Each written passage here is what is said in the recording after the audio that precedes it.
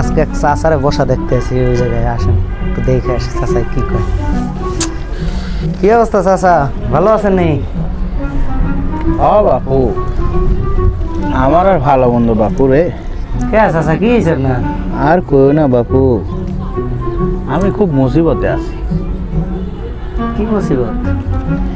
এ বাপু রে, ঘরে 2-3টা যুবতী মেয়ে, বর্তমান যে সমাজের অবস্থা, কি যে করি বাপু রে, কার ঘরে যে গুছাই দিব, এই টেনশনেই আছি। কার ঘরে গুছাই দিবেন এই টেনশনে আছেন? কি করবেন চাচা, দেখেন এখন তো পৃথিবীটা তো এইরকমই। বাবু রে, তোমারে দেখি তো আমার ভালোই লাগতেছে, অনেক হ্যান্ডসাম মনে হচ্ছে।